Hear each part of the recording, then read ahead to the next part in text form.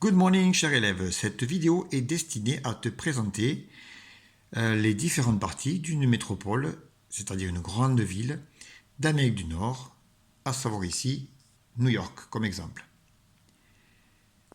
Comme on le voit sur cette vue aérienne de la ville de New York, une ville d'Amérique du Nord, une métropole d'Amérique du Nord, comprend en général trois parties. Une zone centrale avec de hauts immeubles consacrés aux affaires. Autour des petits immeubles alignés le long de rues bien rectilignes et perpendiculaires, qu'on appelle en général des ghettos. Et enfin, plus éloignés encore, des quartiers d'habitation composés plutôt de pavillons, c'est-à-dire de maisons avec jardin. Nous allons les détailler avec trois photos.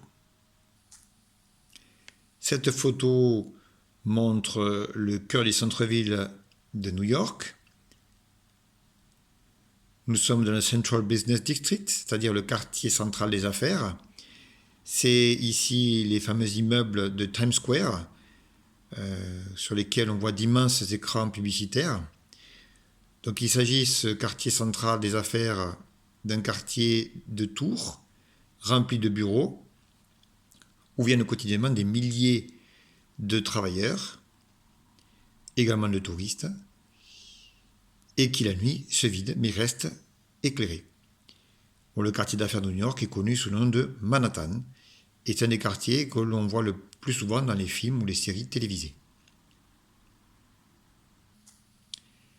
Cette photo illustre le deuxième type de quartier qui se trouve autour du centre d'affaires. Il s'agit du quartier que l'on nomme les quartiers des ghettos, qu'on nomme ghettos, c'est-à-dire des quartiers qui abritaient à l'origine des populations qui travaillaient dans le centre. Mais avec le temps, ces quartiers se sont dégradés. On le voit ici, les murs sont tagués. Certains sont condamnés, c'est-à-dire ne sont plus utilisés. Aujourd'hui, ils sont habités par des populations souvent pauvres, d'origine étrangère, ou descendants d'esclaves noirs. Dans tous les cas, ce sont des quartiers souvent violents, où la misère règne, et donc ils sont fuis par certaines populations. Comme le montre cette carte de la répartition de la population à l'intérieur de New York en fonction de leur couleur de peau, on va dire, eh bien le quartier central est plutôt habité par des blancs, tandis que les quartiers périphériques, donc juste à côté, le Bronx ou Brooklyn, ici, sont habités par ou majoritairement des Noirs ou majoritairement des Hispaniques. Tandis qu'ici, près du Queens, on trouve également un nombre important d'Asiatiques. Donc ces quartiers regroupent des populations, je disais, d'origine étrangère ou descendants d'esclaves et concentrent donc des populations souvent pauvres, d'où leur nom de ghetto. Enfin, en périphérie, c'est-à-dire éloignés du centre, on trouve des quartiers d'habitation pavillonnaires, c'est-à-dire des maisons avec jardin, là aussi alignés le long de routes bien rectilignes et qui s'étalent à perte de vue.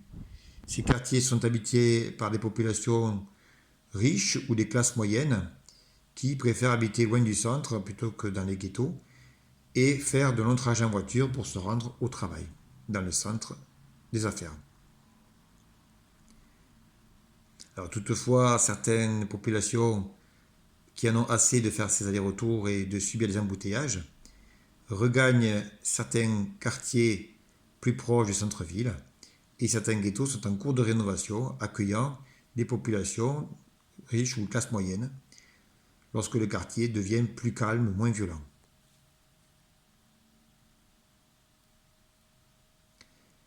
Une métropole d'Amérique du Nord ne comporte pas de centre historique, comme nous l'avons vu en cours, pour la bonne et simple raison que l'Amérique du Nord a été colonisée par les Européens après le XVe siècle, donc n'a pas de vestiges de monuments, de bâtiments très anciens.